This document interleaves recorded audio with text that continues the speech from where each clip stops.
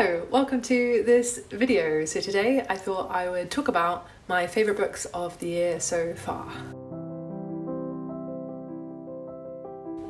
So we are officially halfway through the year of 2024, and often when people say this, they also say that they can't believe it's halfway through 2024 already because like 2020 was like 2 days ago. And I also feel this way in some ways because ever since reaching adulthood, it feels like life has gone really fast. But at the same time, it also feels like life goes slowly. And I think that is one of the many contradictions that come with being alive. Time feels both fast and slow. And I can't really understand why. If I think back to Christmas 2023, it feels like a long time ago. I think like a lot has happened in the past 6 months, and I try to really hold on to each day and also just try to stay in the present, because I think if you look back or look forward too much, that is what makes time go faster. If you really just try to be in the present, time will go slower and it will feel less like a year is a week. But I don't know, it's kind of interesting time, but that is a topic for another video. Today, I'm just going to talk about my top 5 books of the year so far, and it'll be interesting to see when 2024 comes to an end, if any of these books stay on my top 10 books of the year list. I imagine they will, because they're all very good.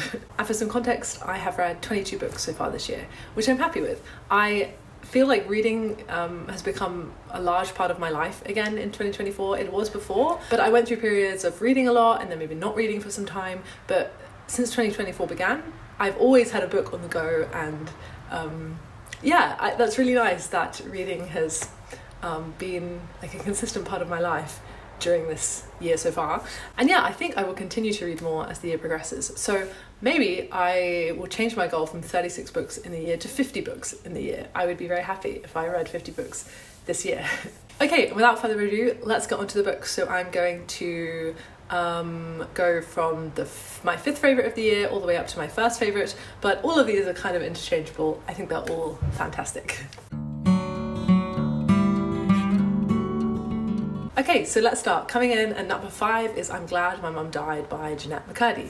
This is a memoir about Jennette McCurdy's childhood, and it also goes a little bit into her adulthood, and it's about her time as a child star and also about her relationship with her mother, which was quite a complex and challenging relationship because her mother was quite an overbearing and abusive figure in many ways.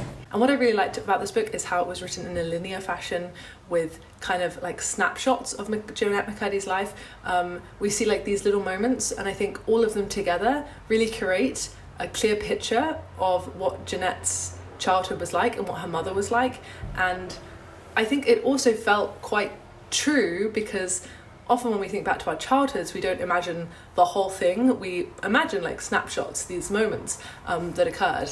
And I also really like the theme of childhood in novels, because I think our brains when we are children are very different to when we are adults, and the way we interpret things is very different because we don't always have the language to communicate how we feel when we are children. And we often view our parents as like godlike figures because they are the ones who raise us, and they're like the ones who protect us. And I think the relationship between a child and their parent is a very interesting one, and also when that parent is a complex and difficult individual, that relationship becomes really challenging for the child. And I think it's great that Jennette McCurdy managed to kind of put her experience in a book, and so other people can read it and relate to it and understand it and empathise with someone going through an abusive relationship with their mother.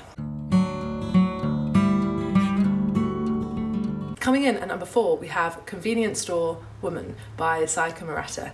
And this was a book I read during a 24-hour readathon attempt because it's quite a short book, and I loved it. Even though I read it in a couple of hours, the experience has stayed with me, and I feel like it really kind of changed my perspective on things. And a book definitely deserves to be on a list of good books if it manages to change your perspective. And it managed to change my perspective because the book kind of looks at how society is full of pretend rules. Like it's all kind of fake, because the character works in a convenience store and she loves working in a convenience store, but everyone around her is kind of like why do you like this? This is like not a good job. You should get a better job. The character also doesn't really want to get married. She's quite happy on her own, and people are like, why don't you want to get married? Like, and so the protagonist really goes against the grain of what is typical in society, and people view her as strange for doing so. But the character doesn't understand why people view her as strange, because it's what she likes. And I think it kind of reinforced the idea that you should just live how you want to live. Don't live like trying to adhere to what someone else wants of you. You should try to live as your authentic self. Then coming at number 3, we have Open Water by Caleb Azumah Nelson. And this book is about love. It is a very realistic and truthful love story written with beautiful prose, with so many lovely lines, and it's also set in modern day, so it looks at kind of what it is to fall in love in the modern world. And yeah, I really enjoyed the way this was written. I think the prose is like maybe the highlight of this novel, but also the character, the protagonist, is really easy to like. It's really easy to put yourself in their shoes. They're even written as you in the novel. We don't know their name. It's like, you do this, you do that. And it was quite a unique experience because I really felt like I was seeing the world through that character, through that character's perspective. And I thought that was quite a unique reading experience. I listened to an audiobook because audiobooks are my favourite way to read. And I really felt like I was kind of living someone else's life for a bit, and that's part of the reason I love literature, because it like allows you to travel outside of yourself and be someone else for a while. And this book did that very much for me, and that was cool.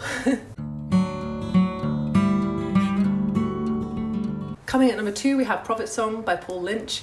This won the Booker Prize in 2023, and deservedly so. What a great book! A few weeks ago I read 3 books that had won the Booker Prize before and talked a bit about them. Prophet Song was one of them, and I talked about this a bit in that video too, but the last like 100 pages of this novel had such an impact on me. I read it all in one go, sort of with my mouth agape, just like so engrossed in the story and also disturbed by what I was reading. And I think if you read this novel quickly, I think that's the best way to read it, because it's like slowly descends further and further into this other world, because the novel is about an island that slowly descends into a totalitarian state, and it just makes you kind of watch in horror as things get worse and worse and worse. Maybe I should have closed the door for this, but it's very hot. Okay, it's quiet now. Then, number 1, my favourite book of the year so far is 10 minutes and 38 seconds in this strange world by Elif Shafak. So at the beginning of June, I went to Izmir for a week, and I stayed at a summer house for a few days, which was by the sea, and it was peaceful and lovely, and I had a lot of time to read and to chill, and I read this book in one day, and it was one of my favourite reading experiences I've ever had. I just fell in love with the protagonist. I thought she was so well crafted and very easy to root for. We see her like a whole life, really. The novel begins with her having been murdered, which isn't a spoiler. The novel begins with that, and then through the next like half of the book, a bit more than half of the book, we see her life.